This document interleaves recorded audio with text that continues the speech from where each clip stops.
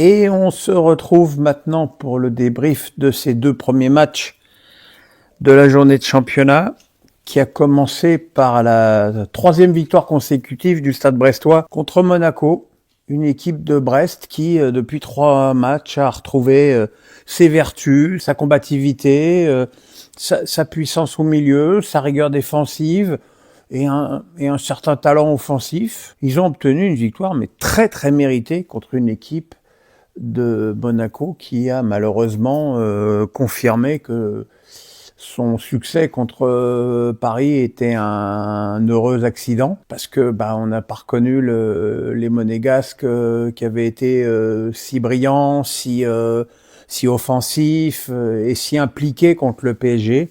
Là, on a retrouvé une équipe molle, sans idée, sans combativité, sans engagement. La première période, le but a été marqué par Kamori Doumbia de la tête, qui a suivi une très bonne action contrôle frappant pivot de Ludovic Ayork. Ce même Ayork qui a été expulsé pour un tacle par derrière sur Lamine Camara en seconde période. Moi je l'ai bien connu à Strasbourg, Ayork. C'est un joueur qui donne tout. C'est un attaquant qui défend beaucoup. Mais quand t'as le gabarit d'Ayork, il faut admettre que quand tu fais des tacles, des fois t'enlèves tout. Et c'est ce qui est arrivé ce soir avec cette expulsion justifiée, mais qui en soi n'a absolument pas perturbé le jeu des Brestois, qui ont continué à être absolument pas inquiétés par une équipe de Monaco qui s'est procuré qu'une seule vraie occasion dans ce match, c'est un tir croisé et à côté de Minamino en première période.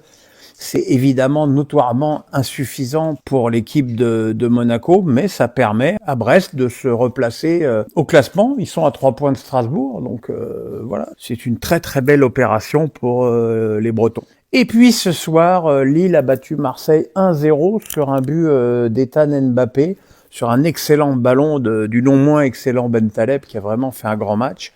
Très très beau contrôle orienté du pied gauche de Mbappé, qui doit totalement surprendre la sortie un peu inconsidérée, pour être poli, de Rouli, qui est un peu parti à la pêche aux moules sur cette action. Et Mbappé peut marquer dans le but vide à la suite de cet excellent contrôle. Mbappé, c'est 3 buts cette saison pour le LOSC, mais le but de la victoire dans les arrêts de jeu contre Toulouse, le but du match nul contre le PSG et le but de la victoire contre Marseille, donc 3 buts, 5 points.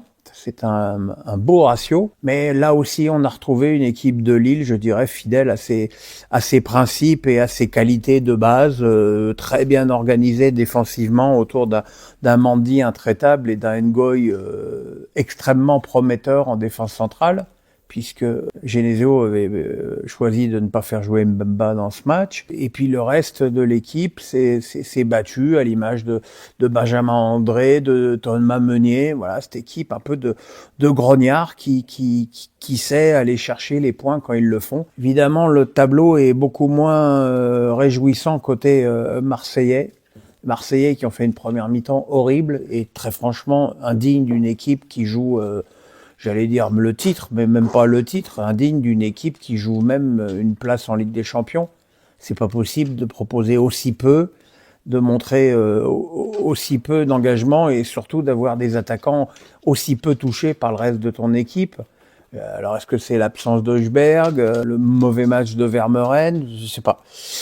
En deuxième période, ça a été un peu mieux pour les Marseillais, d'autant que Lille a franchement reculé pour tenir le score. Mais en fait, la seule vraie occasion de l'OM sur ce match-là, c'est un contre de 70 mètres exceptionnel de Greenwood, qui vient d'ailleurs derrière une situation de possession intense de Lille pendant 3 minutes. Et là, ce contre de Greenwood qui prend le ballon à 30 mètres de son but et qui va le remonter jusqu'à arriver à faire une frappe au niveau des 6 mètres sur laquelle Ozer fait un arrêt exceptionnel. Voilà, ça aurait été un but sensationnel de Greenwood s'il avait égalisé, mais le gardien turc a fait l'arrêt qu'il fallait. Et donc, au classement, Lille revient à égalité de points avec l'OM, ce qui laisse évidemment la possibilité à Paris et à Lens de prendre respectivement 4 et 5 points d'avance en cas de succès demain. C'est donc une très très mauvaise opération pour l'OM qui avait déjà pris qu'un point contre Toulouse le week-end précédent. Cette équipe continue à souffler le chaud et l'effroi. Le chaud et l'effroi.